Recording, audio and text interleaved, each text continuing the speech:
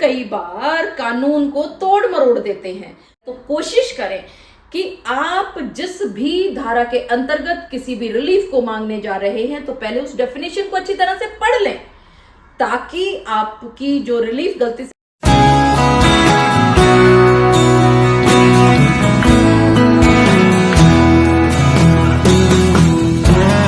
बहुत बार ये भी देखा जाता है कि कोई पत्नी अपने बच्चों के साथ रह रही है और उस पत्नी के पति की अकाल मृत्यु हो जाती है किसी भी वजह से, और उसके बाद वो अपने लिए और अपने बच्चों के लिए मानती है कि अब क्योंकि पति नहीं रहा लेकिन सास ससुर का ये उत्तरदायित्व है, सास और ससुर का ये रिस्पॉन्सिबिलिटी है कि अब वो उनके खर्चों को वहन करे, उनको हर महीने खर्चा दे।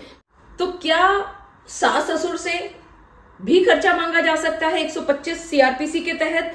ठीक इसी तरह का मामला पहुंचता है हाई कोर्ट ऑफ कर्नाटका में, और अभी 21/2/2024 को इसमें एक बहुत ही प्यारा फैसला आया है।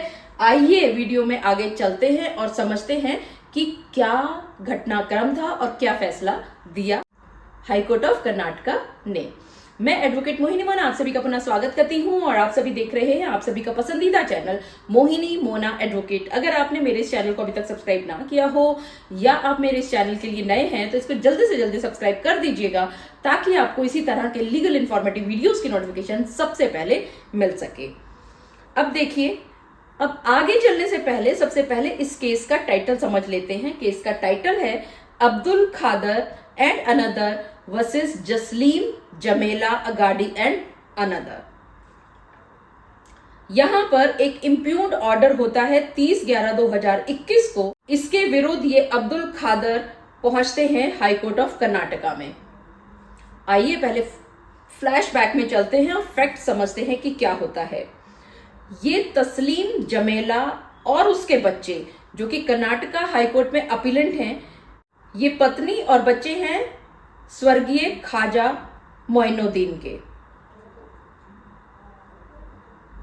जब इनके पति की यानी कि इस तस्लीम जमेला के पति की और इनके बच्चों के पापा की मृत्यु हो जाती है तो ये 125 सीआरपीसी के तहत अपने सास ससुर के विरुद्ध एक केस करते हैं कि अब सास ससुर का कर्तव्य है कि वो इनका खर्चा उठाएं, खर्चा वहन करें।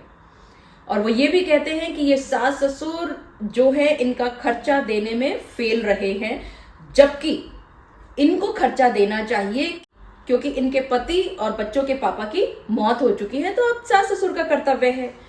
इस पिटीशन को अलाउ कर दिया जाता है फैमिली कोर्ट के द्वारा और 20,000 रुपया हर माह पत्नी को और बच्चों को 5,000 रुपया हर माह देने का एक ऑर्डर हो जाता है। इस ऑर्डर से परेशान होते हैं इसके सास ससुर यानी कि इनके पेरेंट्स इन लॉ। ये इस ऑर्डर को चैलेंज करते हैं 30/11/2021 के ऑर्डर को, और ये पहुंच जाते हैं हाई कोर्ट ऑफ कर्नाटका में। वहां पर ये कहते हैं कि ये जो नीचे ऑर्डर किया गया है कि 20,000 रुपया बहू को और 5,000 रुपया बच्चों को हर माह दिया जाना चाहिए, ये जुरिस्डिक्शन और वैलिडिटी के हिसाब से गलत है, क्योंकि ये इनको दिया जाना बनता ही नहीं है। खैर, जो ये सास ससुर के एडवोकेट साहब हैं वो ये कहते हैं कि निचली कोर्ट इस बात को समझने में नाकामयाब रहे हैं कि 125 सीआरपीसी का जो केस है वो सिर्फ और सिर्फ पत्नी मांग सकती है अपने पति से, या बुजुर्ग माँ बाप मांग सकते हैं खर्चा अपने बच्चों से। तो ये जो ऑर्डर हुआ है निचली कोर्ट से गलत हुआ है, और ये बात कहते हुए उन्होंने कहा कि हाई कोर्ट ऑफ कर्नाटका ये जो रिवीजन वो फाइल कर रहे हैं इसको अलाउ कर दें। वहीं पर जो रिस्पोंडेंट है यानी कि ये जो जसलीम जमेला जी हैं, इनके एडवोकेट साहब कहते हैं कि हस्बैंड की क्योंकि मृत्यु हो चुकी है तो अब उस बीवी को यानी कि उस बहू को और बच्चों को लालन पालन की जो जिम्मेवारी है उसके लिए सास ससुर लायबल होते हैं। जज साहब ने दोनों पक्षों को अच्छी तरह से सुना, समझा, पुराना रिकॉर्ड मंगाया, उसको भी खंगाला और उसके बाद सबसे ज्यादा जोर दिया 125 सीआरपीसी की डेफिनेशन पर। इस डेफिनेशन में कहीं पर भी ये नहीं लिखा कि डॉटर इन लॉ क्लेम कर सकती है। 125 सीआरपीसी की डेफिनेशन को पूरी तरह से पढ़ा गया, लेकिन वहां पर डॉटर इन लॉ शब्द कहीं पर भी नजर नहीं आया। सिर्फ और सिर्फ ये दिखाया गया है कि एक वाइफ क्लेम कर सकती है मेंटेनेंस अपने पति से।